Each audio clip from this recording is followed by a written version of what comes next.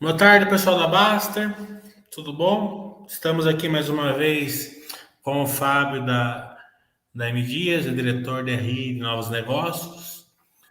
É bastante habitual a gente fazer um trimestral com a M Dias. A M Dias tem um relacionamento muito bom com a Baster.com. Mas esse trimestre, como foi um trimestre aparentemente de recuperação, mas necessita que ter uma olhada melhor no balanço para enxergar essa recuperação. Então eu pedi para o Fábio fazer esse Baster Webcast, ele fez de pronto.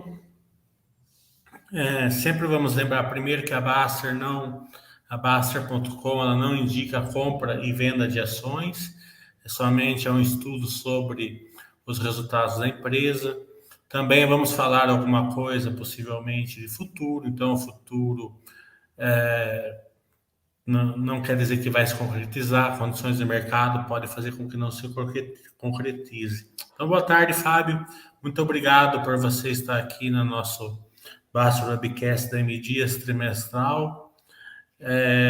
Suas considerações iniciais. Não, João, primeiro gostaria de agradecer o convite. É sempre um grande prazer compartilhar os resultados da M Dias, a nossa estratégia com todos os membros aqui da Baster. E eu estou aqui à disposição para as perguntas. Como você colocou, foi um trimestre de recuperação, a gente vai entrar aí nos detalhes ao longo dessa conversa, né? Mas do primeiro para o segundo trimestre, melhoramos os volumes, o preço médio, o EBITDA, lucro líquido, mantivemos a alavancagem da empresa próxima de 0,5, ou seja, estamos com balanço forte. Então, de fato, foi um trimestre de recuperação. Mas o headline do resultado foi, pelo menos, não tão bom, né? Porque o headline é em comparação com o ano passado e tem um motivo para isso, né? Justamente o segundo trimestre de 20 teve uma base muito forte, teve auxílio emergencial. Então você pode comentar que o pessoal fala assim, não, mas o lucro subiu, o volume subiu, mas eu olhei o balanço, caiu, né? Explica um pouquinho essa base de comparação que a gente não deve fazer com o segundo trimestre, e sim olhar a recuperação de quando vocês fizeram a recomposição de preços no final do quarto TRI de 20 até agora, que vocês estão melhorando o que você falou, margens, volumes e o operacional como um todo. Quando nós comparamos o segundo TRI de 21 com o segundo TRI de 20, a receita líquida cresce e o lucro cai, né? E a receita líquida cresceu porque os reajustes o aumento de preço médio compensou a queda dos volumes, né? E o lucro caiu basicamente em função do câmbio, né? Como a gente compra trigo, como a gente importa trigo e importa óleo de palma, esses são os dois principais insumos, né?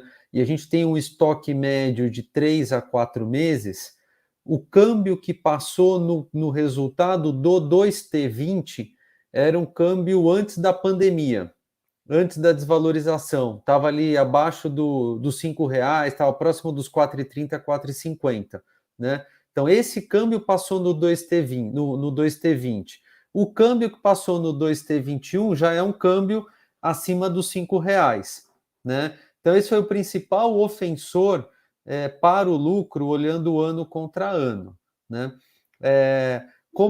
E por que os volumes caíram, né?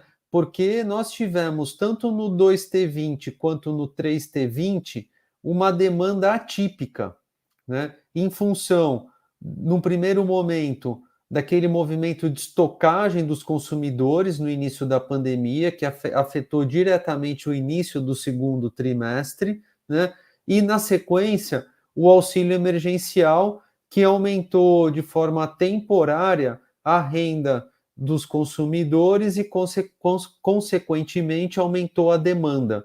Então, o volume não é comparável. A gente não tem cenários comparáveis de demanda entre o 2T21 e o 2T20. Quando a gente compara 2T21 com 2T19, houve estabilidade dos volumes e a receita cresceu quase 30% em função do aumento de preço médio, né? Então, é isso que, assim, resumidamente, explica, né, essa comparação ano contra ano, que a receita cresce e o lucro cai. É basicamente o câmbio. É, eu estou fazendo charts e resultados na base e eu estou mostrando que a base de comparação 21 com 20 está totalmente prejudicada. A melhor Sim. maneira mesmo é olhar com 19. É. Vamos falar um pouco de volume, como que vocês estão vendo? Porque se você olhar o trimestre, né, fechado, você vai ver uma recomposição de volumes, né, do primeiro tri para o segundo. Mas se você olhar mês a mês, você vai perceber que a curva está acentuada de recuperação de volumes, né? Vocês acreditam que essa curva acentuada vai continuar aí no segundo semestre? Olha, o primeiro semestre a gente teve duas realidades. A realidade de janeiro e março, desculpa, de janeiro e fevereiro, que foram volumes bem abaixo do nosso patamar histórico, porque nós fizemos um reajuste de preços de 10%, o trade se mostrou bastante resistente, principalmente no mês de janeiro, não comprou, e aí o nosso sell-in, que é a venda da M Dias para o cliente, foi bem mais fraca, né? Essa situação ela começou a melhorar no mês de março, que quando os volumes voltaram com o preço novo, né? Então, e aí a gente manteve uma entre estabilidade e crescimento dos volumes de março a junho, né? O que nós vemos agora é um cenário mais normal. Então, aquela situação de janeiro e fevereiro, ela já foi resolvida. Então, foi algo bem pontual. Ah, mas por que um aumento de 10% de uma vez só? Porque a gente ainda está vivendo um cenário de custos muito elevados, em função desse ciclo das commodities que encarece o produto em dólar e também do real desvalorizado no patamar acima de R$ 5. Então, a gente precisa de um tempo para reajustar os preços, né, para esse cenário de custos, né? Então, por isso que a gente vê, que a gente mostrou no resultado, que a margem bruta ela já está melhorando. Ela começou o trimestre, o segundo tri, próximo ali dos 26%, 27% e terminou com 29%, abaixo do histórico, mas numa tendência de melhora, né? E por que está melhorando? Porque os volumes melhoraram, diluímos mais custo fixo, aumentamos os preços e a margem bruta vai melhorando, né? Assim, e abaixo da margem bruta, gestão de despesas, né? A gente conseguiu estruturalmente reduzir o patamar de despesas como percentual da receita líquida. Como estão os insumos, os principais insumos, o preço dos insumos ainda estão em bases elevadas, ainda estão subindo o preço? Como que vocês estão vendo os principais insumos e qual que é o impacto que estão ocorrendo aí? Se há que está acontecendo, se está impactando na margem da empresa? Ainda estão em patamares elevados, né? Mas assim que a gente está conseguindo mitigar esse impacto através dos reajustes de preços, do trabalho no mix de produtos, na redução das despesas e na maior diluição de custo fixo, né? Então, a M Dias acredita que ela está já num caminho para voltar a ter as margens históricas. Assim, não tem nenhum fundamento que impeça M Dias de voltar para aquele patamar histórico. A questão é quanto tempo vai demorar, né? Aí sim tem relação com o cenário de custos e de câmbio, mas a direção ela já tá na nossa visão bem definida. O ganho operacional esse, né, que a gente consegue enxergar, que é por causa da escalabilidade, né, vocês estão diluindo os custos e principalmente ganho de eficiências, né? Isso deve a vários projetos que vocês estão tocando aí no lado operacional. Você quer falar um pouco mais da escalabilidade e do ganho de eficiência? Quero sim, João. No ano passado a gente comentou, se eu não me engano, a gente comentou isso nas últimas duas conversas. A gente fez um projeto que a gente deu o nome de Multiplique, que envolveu uma série de iniciativas e que a gente capturou no resultado do ano passado 180 milhões de reais de economias, né, recorrentes. Anualizando, a gente chegaria a um valor de 400 milhões. Né? Essas economias elas se mantiveram, né?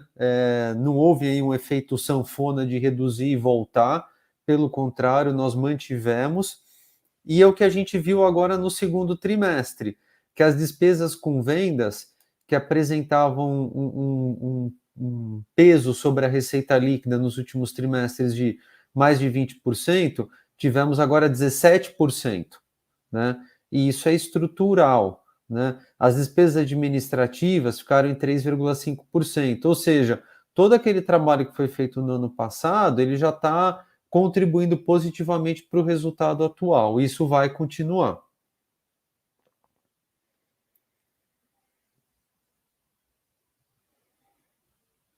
Tá no mudo, João. O Fernando, que é consultor aqui da Baster, falou que está vendo a live tomando leite, comendo biscoito leite maltado. Boa. Será que é o coberto com chocolate? Ele tá meio gordinho, né? Acho que não, né? Pelo menos tem que evitar, né? Tem que ser normal. Vamos ver. Ô, Fábio, vamos falar de alguns novos movimentos que a M Dias está fazendo. Eu não sei se é relevante ou não. Você vai falando aí se é relevante ou não para o investidor ter uma noção, né? A gente vê aqui vocês destacar lá a onda verde Piraquê. Piraquê. Piraquê é a nossa marca premium em biscoitos e snacks. A Piraquê representa hoje cerca de 10% da nossa receita. Está concentrada ainda no estado do Rio de Janeiro, né? E tem um potencial enorme de crescer no Brasil inteiro, que é justamente o que está acontecendo, que a gente deu o nome de Onda Verde. Então, é uma marca que tem preço médio mais alto, margem bruta mais alta, margem EBITDA mais alta e potencial de crescimento, né? Então, por isso que a gente tem colocado tantos investimentos em marketing nessa marca, inclusive, para dar um exemplo, o Big Brother, houve a Festa Piraquê, né? Está colocando Piraquê em e-commerce, a gente acabou de lançar agora os snacks de batata, ou seja, sai um pouco da cadeia do trigo, então tem todo um conjunto de projetos e iniciativas que estão sendo realizados na marca Piraquê. Então, quanto mais Piraquê crescer, melhor é o preço médio da M Dias e melhor é a margem. Também temos o BES e o Zé Delivery. Eles são relevantes? O que eles são? Eles ainda não, mas podem ser, né? São duas plataformas de e-commerce da Ambev, né? Que a gente fez uma parceria. O primeiro é o BIS, que é o Marketplace B2B, né? Então é uma forma da M Dias aumentar sua capilaridade, principalmente em bares e restaurantes que a gente hoje não acessa com a nossa força de vendas, né? Então, a Ambev ela distribui os nossos produtos, hoje, por enquanto, os produtos da Piraquê, junto com os seus produtos, para esse tipo de ponto de venda, né? É algo que a gente começou no finalzinho do primeiro trimestre, não podemos ainda abrir os números, mas podem ser relevantes sim, num primeiro momento, olhando a marca Piraquê. E o Zé Delivery é o canal para o consumidor final, né? Então, é um canal novo. São dois canais novos para M Dias, e ambos de uma parceria que a gente fez com a Ambev.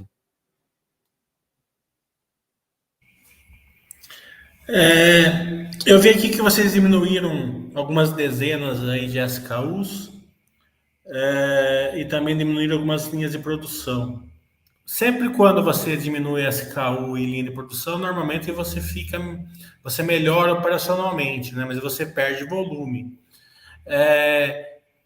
Com a retomada de volume, vocês acreditam que vocês vão conseguir aumentar o volume com mix melhor, né? Ou vocês tendem a voltar com mais SKUs, né? É, voltar aos antigos ou voltar aos novos, mas ou vocês acham que essa diminuição vocês conseguem voltar esse volume com mix melhor aí para a Então, rentabilidade da empresa?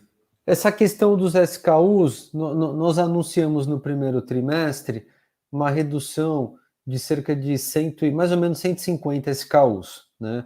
Até o final do ano, fizemos 70 agora. Esses SKUs, eles representam 3% da receita de biscoitos e massas.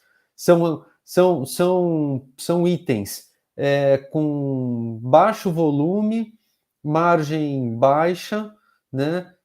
E que acabam gerando muito custo operacional, principalmente com o setup, né? Além de todas as questões de planejamento de demanda e logística. Então, esse corte de SKUs vai melhorar, vai dar mais eficiência, né? E esses 3% da receita a gente consegue compensar com produtos similares que nós já temos no portfólio, né? Então, a gente deveria ter um ganho operacional com essa redução de SKUs. A questão das linhas, a gente também anunciou no primeiro TRI que iríamos concentrar a produção de biscoitos e massas em menos linhas, né? Nós suspendemos nesse momento essa iniciativa. Por quê?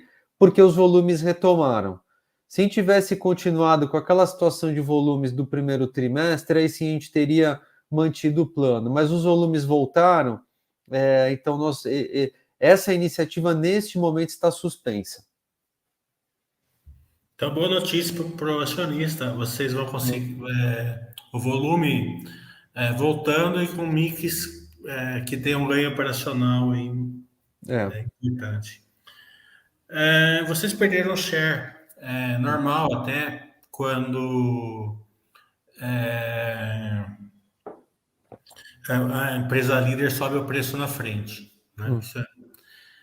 E vocês vêm perdendo a share, perderam no quarto, perderam em relação ao primeiro, depois perderam do primeiro em relação ao segundo. Mas, de novo, se você olhar mês a mês, você já percebe que a linha inverteu, né? No mensal, né? No trimestral não inverteu, mas no mensal inverteu. Essa é uma tendência, a recuperação de share que vocês tinham antes? Essa é a expectativa, né? A perda ocorreu exatamente em função do que você colocou, de aumentar antes da concorrência, né? E mesmo depois a concorrência demorou um pouco para seguir, e quando seguiu não fez na mesma intensidade, né? Então é isso que basicamente sempre tem, existem outros fatores, mas esse sem dúvida é o principal, né? E nesse cenário de custos, é preciso trabalhar o preço para recompor as margens. Então a gente já vê o mercado quase todo já fazendo os reajustes para recomposição. É difícil porque sempre são negociações difíceis e a situação do consumidor também ainda não está muito confortável, né? Então, ele tem que chegar aí num equilíbrio entre todas as variáveis para trabalhar o preço de forma a recompor as margens. Acho que esse sinal que você colocou de que perdemos share nos últimos trimestres, mas a visão de curtíssimo prazo indica algum tipo de recuperação, é uma boa notícia. Vamos ter que acompanhar agora os próximos meses, né? Mas a gente já está vendo que a empresa já está conseguindo entregar um crescimento bem equilibrado entre volume e preço. É fácil você analisar assim e sempre errado você analisar por cima, né? Assim, de uma maneira mais completa. Eu sempre faço uma analogia como uma companhia aérea enche o avião, né? Não adianta ela encher de uma vez se for com margem pequena, né? Então, você tem que analisar bem, e analisando bem, vocês estão conseguindo recompor esse share com uma margem bem adequada e com um crescimento de volume bem interessante. Isso é notado, né, pelo preço médio da massa do biscoito, né, que subiu bastante, mesmo com recomposição de volumes, né? Subiu ano contra ano, né? O preço subiu bastante ano contra ano, mas ainda assim abaixo do que seria necessário para compensar a alta dos custos, porque a alta dos custos foi muito grande, né? O real chegou a bater R$ 6, o dólar chegou a bater R$ 6 em alguns momentos, né? E depois a commodity aumentou em dólar, então foram dois movimentos desfavoráveis para os custos, né? Então, assim, realmente foram aumentos de 2 dígitos, né, ano contra ano, mas ainda assim insuficientes para compensar o aumento do custo. Só que isso é o que aconteceu até o começo desse ano. De lá para cá, a gente já começou a ver uma retomada das margens. Vamos falar que está na moda o e-commerce, né? A gente já fez uma passagem aí no Zé Delivery. O momento do e-commerce da M Dias, como que vocês consideram? Está adequado ao que vocês esperam? Vocês estão um pouco atrasados do que vocês acham ideal? E fale um pouco dos novos projetos, se tem startups, se vocês estão investindo em startups, o que a gente pode esperar? E se é relevante, se vocês acham que vai ser relevante o e-commerce dentro do core business da M Dias, porque não é todo o setor que o e-commerce vai ser relevante. É difícil dizer qual vai ser a representatividade, né? Acho que isso a gente é muito difícil dizer nesse momento. Agora, eu diria que a gente entrou um pouco depois que alguns concorrentes, né? Mas quando a gente entrou, a gente conseguiu se mexer rápido, né? E foi bem no início da pandemia, acho que a pandemia acabou sendo aí um catalisador para esse canal no setor de alimentos, né? E aí a gente entrou assim de forma bem, assim, quase que improvisada, né, no segundo T do ano passado, mas aí rapidamente a gente montou um time, trouxemos pessoas do mercado, né, que passaram por grandes empresas de e-commerce, vimos que as nossas principais marcas têm uma aderência muito boa nesse canal, aí já começamos a fazer algumas iniciativas específicas, e eu acho que a gente conseguiu assim, fazer alcançar, entendeu? Quem entrou antes e até passar alguns, porque a gente vê que a M Dias, ela em biscoitos, ela já é líder em algumas das grandes plataformas, né? Principalmente ali com marca Piraquê, Vitarella, né? Então a gente está vendo com bastante entusiasmo esse canal, né?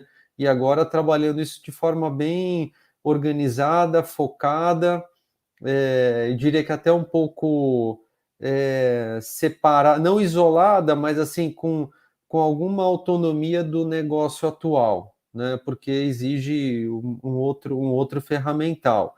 Esse é um pouco do nosso momento. A gente não está pensando agora em ter uma plataforma própria, né?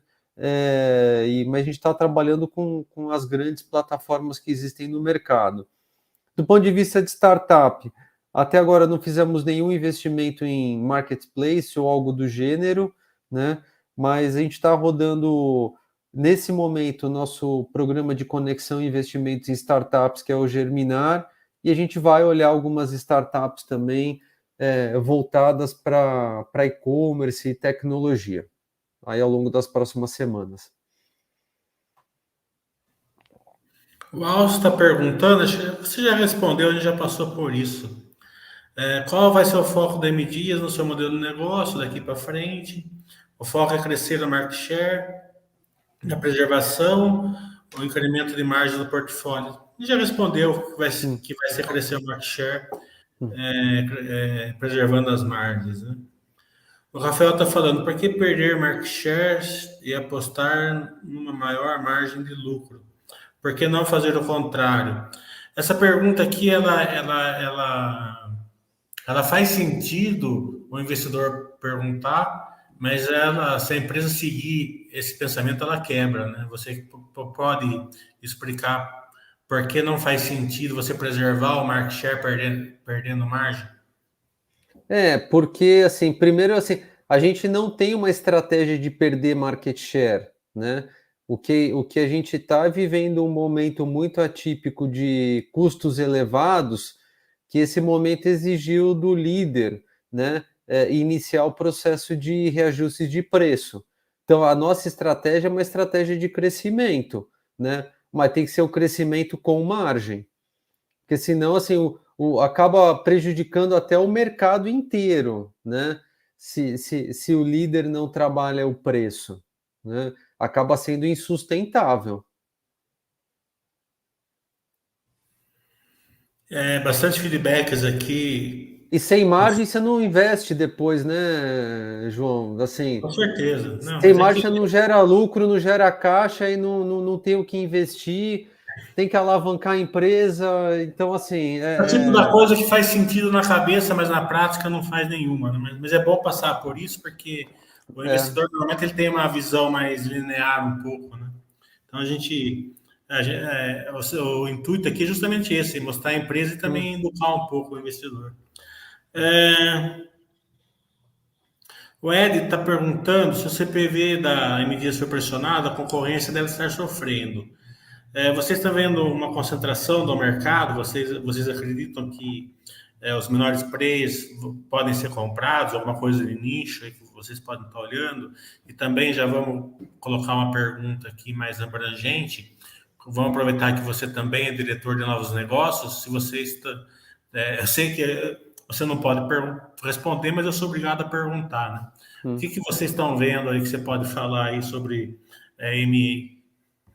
Olha, é difícil generalizar, viu? Porque a gente viu tanto a empresa que ficou em situações mais difíceis, quanto aquela que conseguiu gerar mais caixa aí nos últimos trimestres. Então, depende muito do, da categoria de atuação, ou mesmo da execução da empresa, o quanto ela conseguiu ajustar as despesas.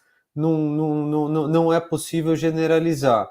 O M&A, sem entrar em detalhes, é uma das alavancas de crescimento. A gente tem uma agenda ativa, né? A gente faz a nossa prospecção, compartilha com o conselho, então, mas sempre buscando empresas que tenham itens de maior valor agregado, com potencial de crescimento, né, com potencial de sinergia também. Então, peço desculpas aqui pela resposta pouco objetiva, mas é pela natureza do tema, né? Mas é algo que sim tá na pauta e a gente tá trabalhando bastante.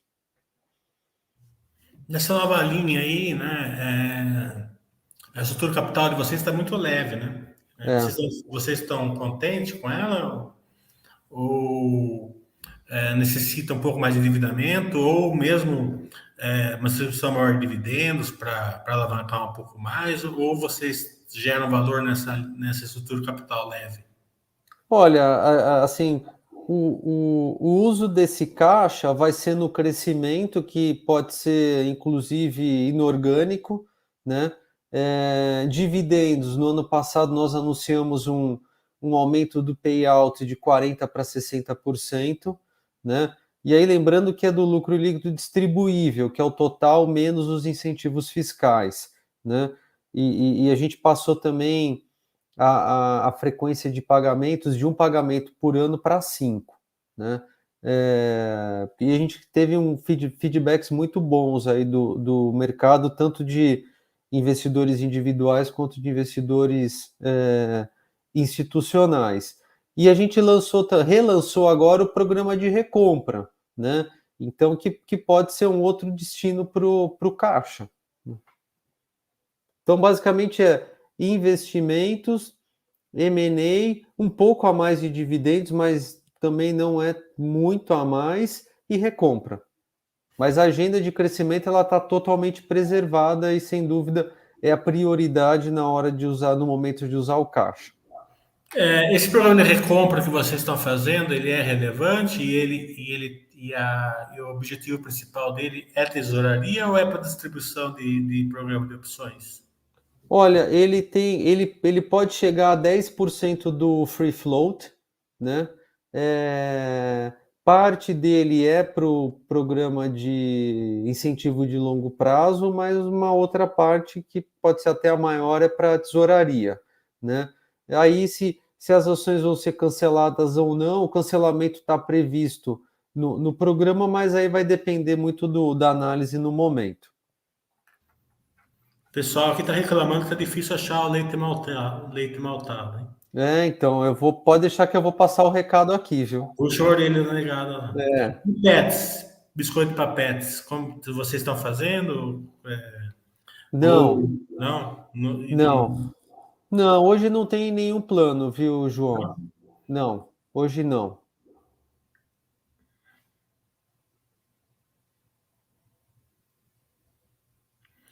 O Rafael está perguntando como que a M Dias está olhando a concorrência, né? Como que eles estão passando essa alta de insumos, a alta do dólar, pandemia, desde os menores até os maiores, como que vocês estão enxergando a concorrência? Assim, no primeiro momento ali da pandemia, até, sei lá, terceiro trimestre, quarto tri do ano passado, a gente viu a concorrência trabalhando mais volume do que preço, né? É, E agora já está num cenário mais equilibrado entre trabalhar volume e trabalhar preço, né? Porque a gente também não tem mais aquele upside de demanda que nós vimos no 2T e no 3T do ano passado, né? Aquilo acho que foi algo que aconteceu ali e talvez não volte a acontecer de novo, né? Então a gente já vê o mercado trabalhando as duas variáveis, o preço e os volumes. A Denise está perguntando por que a M Dias descontinuou a campanha de Piraquê online em mercados mini cozinha. Em mercados, mini cozinha, brinquedos colecionáveis após sua aquisição. Olha, não sei, eu vou perguntar. Não sei responder, Acho que mas eu ela tava fazendo coleção aqui, vocês não sei. acabaram com a coleção dela. Vou perguntar aqui. Campanha Mini Cozinha. Mas deve ter sido uma campanha com prazo, né? Não sei, eu vou ver. Sinceramente, eu não sei. O No Stress está perguntando: a M Dias possuiria uma estratégia para minimizar o impacto dos commodities nos seus resultados? Ou é algo que já está intrínseco no case da empresa e não há como reverter? Acho que você deve fazer hedge, né, de commodities para. É, a pergunta é muito boa. A gente lançou no ano passado uma política de hedge, né, em julho. Até então, o nosso hedge era físico, era ter 3 a 4 meses de estoque.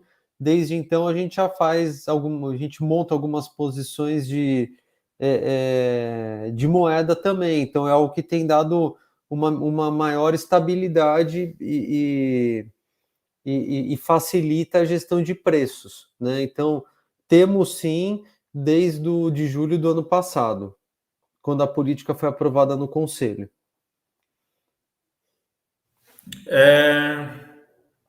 Alguma linha de biscoitos low carb? Fit? Esse seria um público M Dias?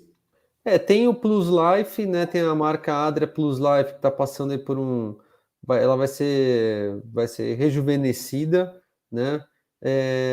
E é sim um foco de atenção nosso, organicamente e inorganicamente, sem dúvida. Você sabe que o Então, pessoal. Pode falar. não low carb, assim, de forma exclusiva, mas se a gente olhar o que a gente fala que é a saudabilidade, né, de forma mais ampla, que tem aí algumas outras características também.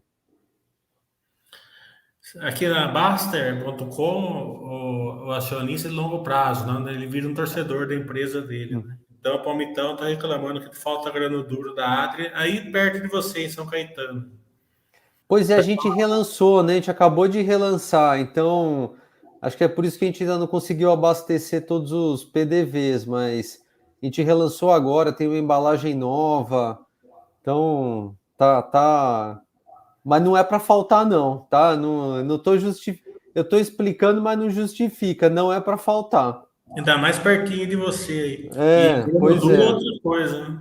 É, Você vai ter gente levando puxada de orelha amanhã. vai. O Fábio está falando, existe plano de metas para capitalidade nos mercados do Sul e Sudeste? Acho tímida a penetração nesses mercados. É a área de ataque de vocês, né? Vocês têm plano ali, né?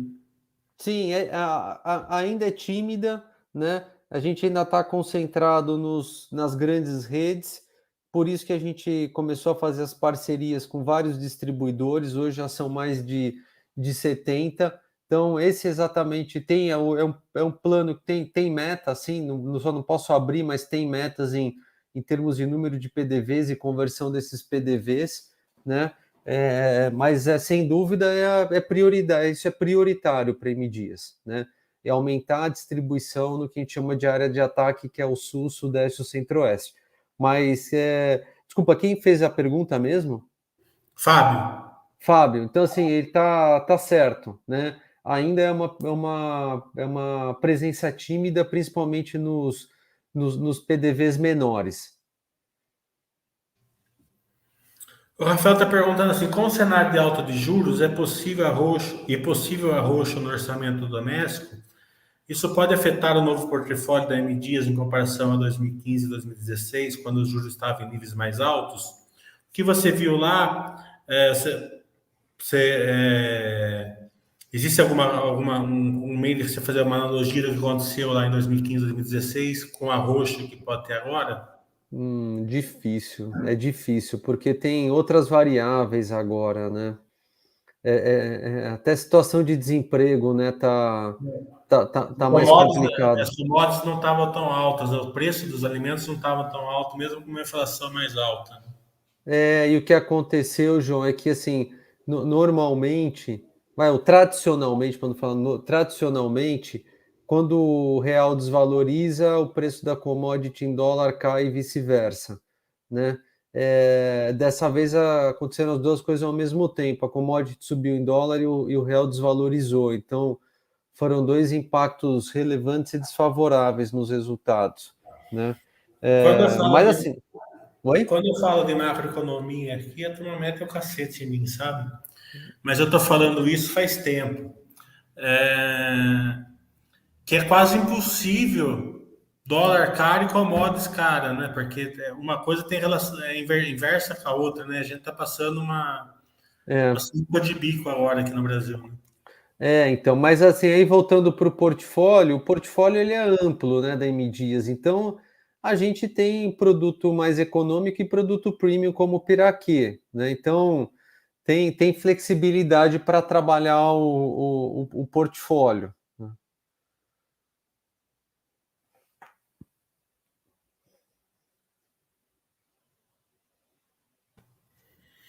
Massas prontas, vocês estão olhando esse setor?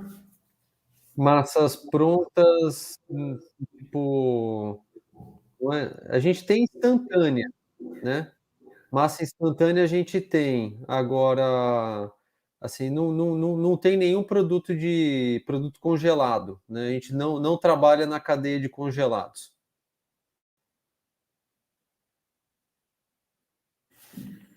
É, tem uma pergunta que ela é aquele tipo do investidor é normal na cabeça dele, mas não faz sentido nenhum. Né? É bom a gente passar por isso para educar melhor o acionista da M Dias. Né? Todo acionista da M Dias acha que para M Dias faz sentido você plantar trigo, né? Mas isso seria uma loucura. Né? Imagina a quantidade de terras, capital de giro necessário, né? Então, explica por que isso não é viável plantar trigo para vocês ficarem verticalizados. O nosso foco é de ter produtos com maior valor agregado e maiores preços médios e margens, né? E a questão do trigo, assim, é que a gente não usa só um tipo de trigo, a gente usa vários tipos de trigo e a gente combina esses trigos, né? Então tem trigo da Argentina, Uruguai, Canadá, Estados Unidos, Rússia, Brasil, né? Paraná, Rio Grande do Sul. E dependendo do biscoito, é um trigo, do tipo de biscoito, pode ser outro, pode ter uma combinação, torradas é uma combinação, massas é outro trigo, aí tem o grano duro. Então, assim, e no Brasil, você não consegue plantar todos esses tipos de trigo, né? Então, só por aí já acaba inviabilizando, né? Um pouco. E é um risco que não está no nosso negócio, esse risco, né? Entendeu? Vai ter que lidar com outros riscos, né? Que a gente já lida no preço, mas vai ter que lidar no operacional. E não é nossa competência, né? Plantar trigo. A nossa competência ela está na indústria, na gestão das marcas e do portfólio, na distribuição, né? Mas não no plantio. Então traz riscos e talvez não traga todos os benefícios, porque a gente não usa só um tipo de trigo, né? É,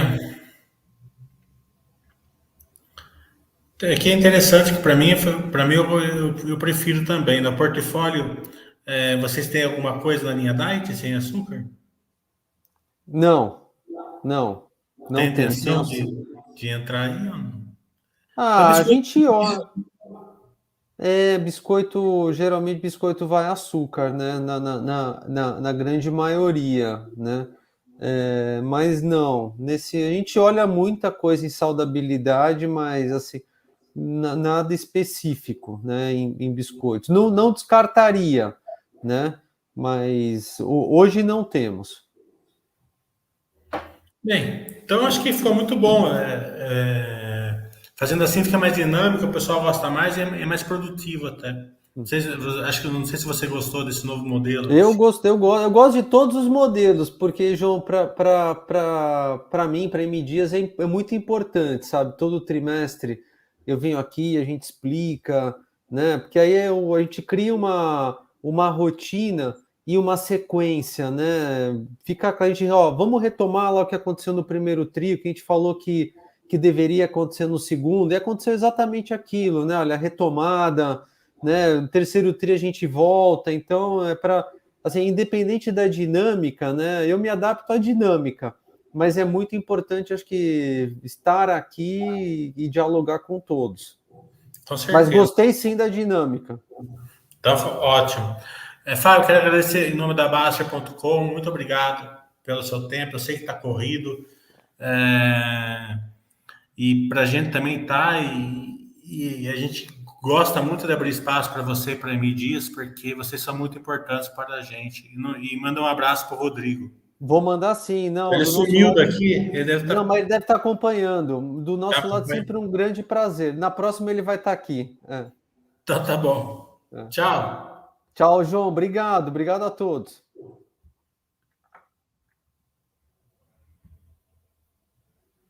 Deixa eu só encerrar aqui.